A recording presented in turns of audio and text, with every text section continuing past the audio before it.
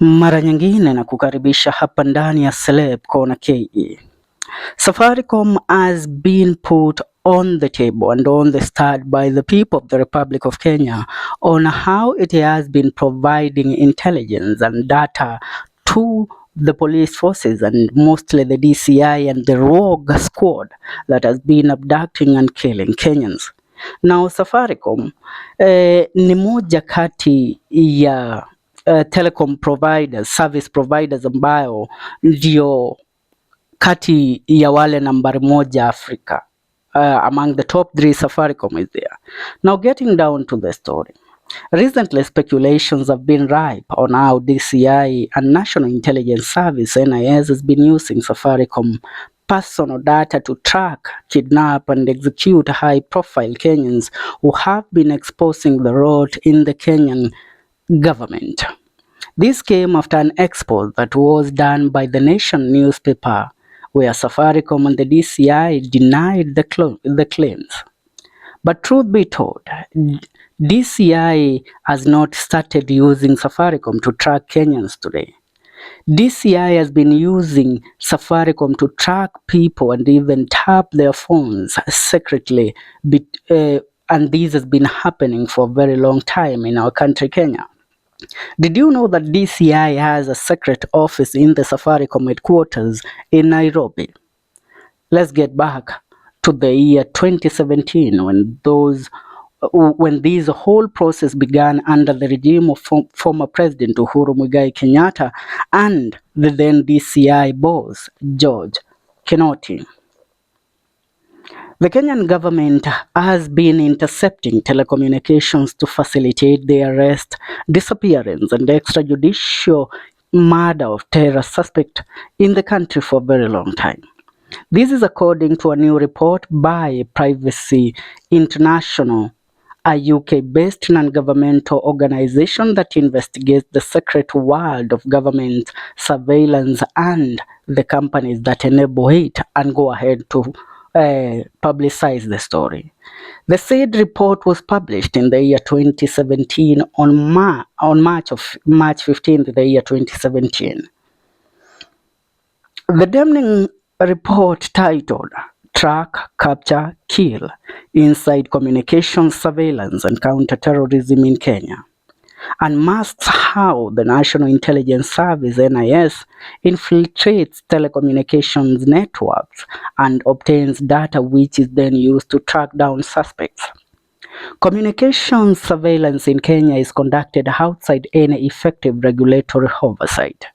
The National Intelligence Service (NIS) in particular has been operating outside of any meaningful constraints on its far-reaching surveillance powers. Dr. Ghosh Hussain said. He was the then executive director of the Privacy International, which is the group or the non-government organization from the United Kingdom that exposed Kenya. Now, the NIS allegedly has devices that allow their agents to geolocate a target through their mobile phones. Dozens of Kenyans have in the past disappeared without trace or found murdered in cold blood, with the government repeatedly denying any involvement. Under the guise of fighting terrorism, the NIS demands telecommunication providers to surrender information about their subscribers without judicial warrant. States the report. Any reluctance to give out the information is usually countered by threats of revoking their license. According to Privacy International, the NIS has direct connection to telecommunication networks and can thus obtain content even without the involvement of the network providers. This creates an avenue for abusive practices and gross violation of human rights. The fact that other security agencies heavily rely on the National Intelligence Service, which is the subject to negligible oversight, exacerbates the situation. According to the report, by being physically present within the facility of telecommunications operators, security agents serve as conduits of information deemed valuable. The report read, At Safaricom, around 10 DCI officers sit in their own office on one floor of the Safaricom Central Block. They provide information to all police branches.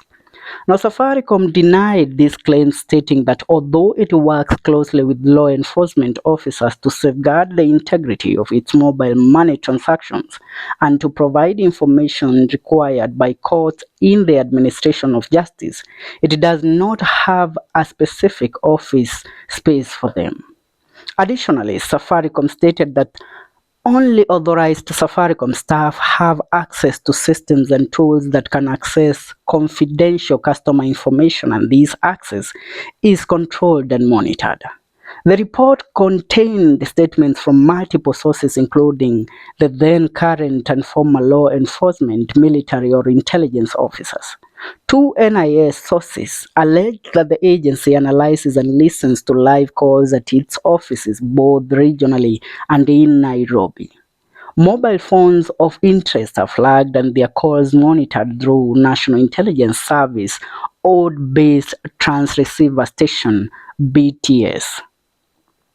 Now, according to the report by one of the NIS agents, alisema hivi: once we get a red light on this particular person, we try checking the contents of his conversation.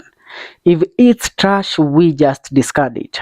If it's something of interest, we make a move and follow it up.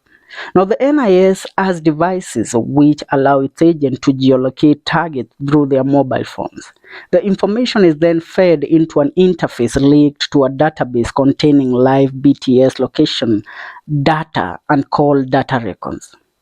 Intelligence gained by intercepting phone communications, primarily by the NIS, is provided regularly to units of the police to carry out counter-terrorism operations, particularly the GSU Reke Company and the Anti-Terrorism Police Unit ATPU under the DCI. Before an operation takes place, the Reke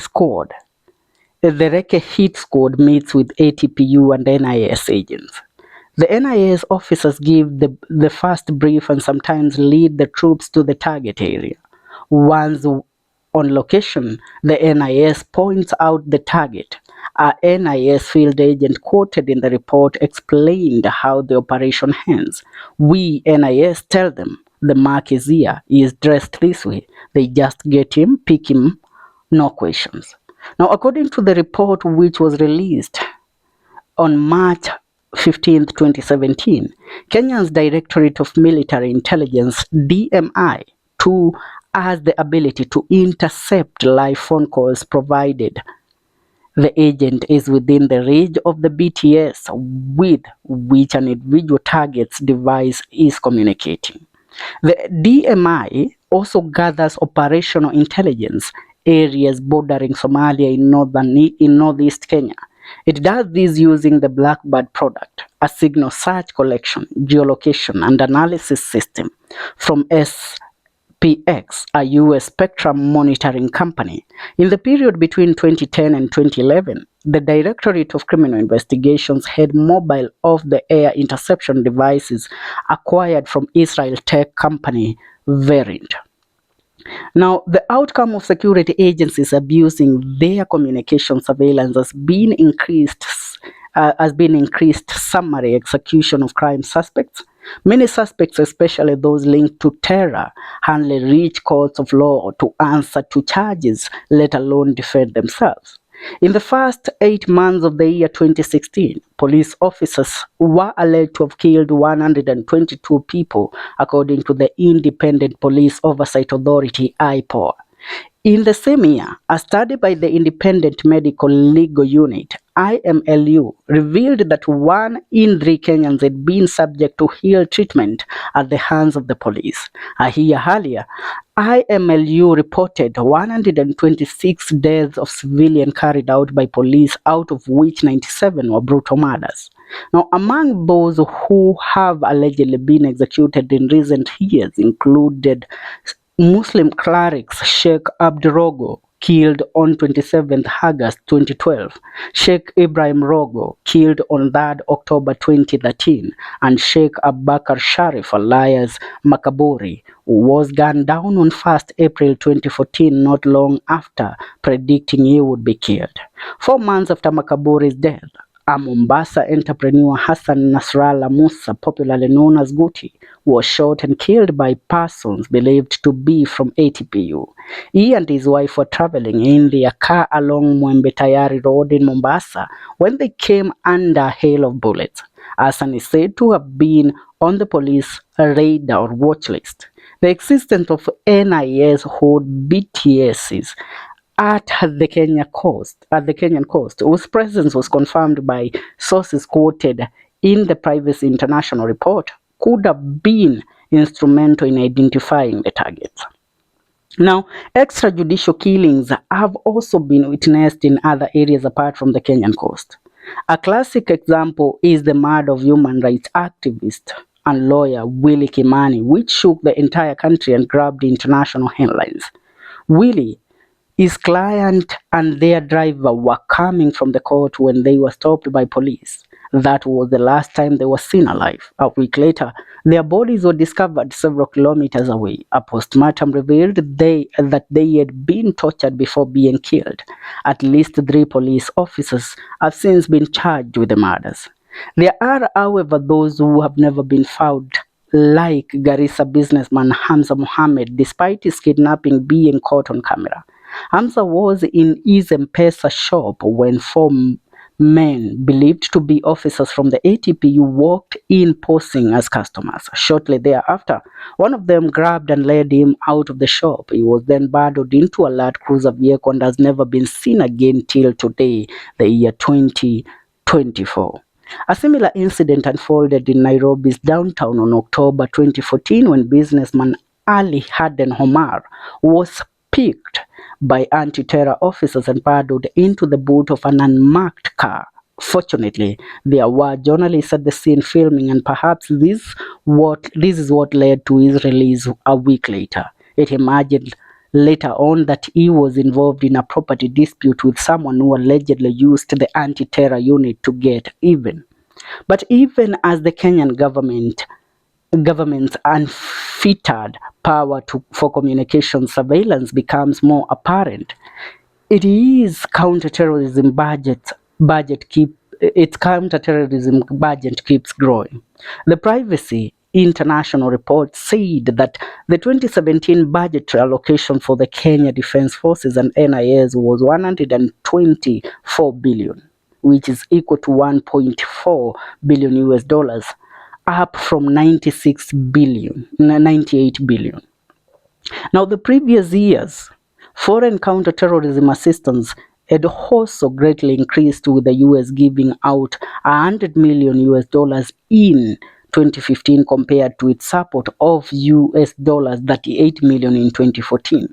Now, the Communication Authority of Kenya, CA, Kenya's telecommunication industry regulator, has compounded the situation with its plan to monitor Kenyans' communication and communication devices.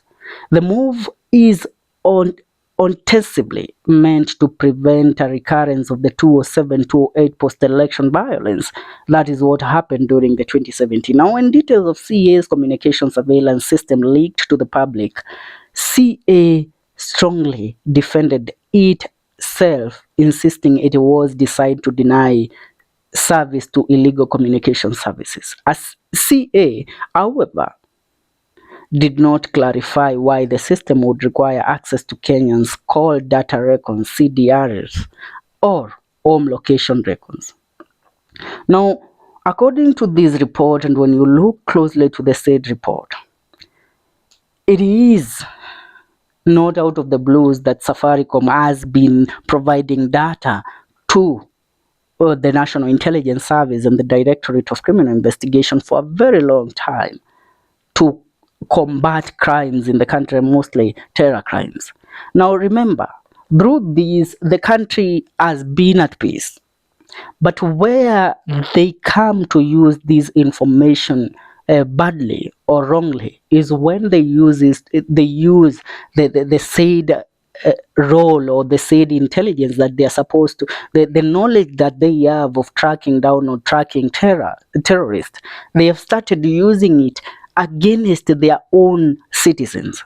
If you look at the 2024 Gen Z or anti-government demonstrations, a lot of Kenyans disappeared, and until date they have never been found. This is because Safaricom was in conjunction with the government and offered the services, the data to track down those that were spearheading the demos. And that's why most of them have never been found till date after the abductions. So ukiangalia usikie Safaricom right now wanapinga kwamba hawajakuwa wakifanya hivi, na yet hii mikakati na hii operation imekuwepo kutokea mwaka 2015 ambapo imepelekea kuweza kukamata, kumaliza na pia kuweza kuzuia uvamizi nchini Kenya na vikundi haramu. Lakini mahali ambapo walikwenda viongo na ambapo walipotea ni kuanza kutumia ile intelligence ama these Safaricom services to track down normal Kenyans and mostly bloggers ambao they just hear their views in regards to how the government is operating. Recently we have seen Aoko being kidnapped, Boniface Mwangi, just naming a few that have been found. But there are those that were never found, or if were found, they were found dead. Now, this proves that Safaricom has been providing data to the intelligence of the public for a very long time to track down suspects. Si mara ya kwanza. Now you get to understand that they even have an office. The intelligence service have an office at Safaricom headquarters comprising of DCI officers only who monitor the phone calls and transmit data to their officers on who to capture, on who to arrest. Yeah, such kind of cases. For now, I leave it there. What is your comment in regards to this? See you in our next video.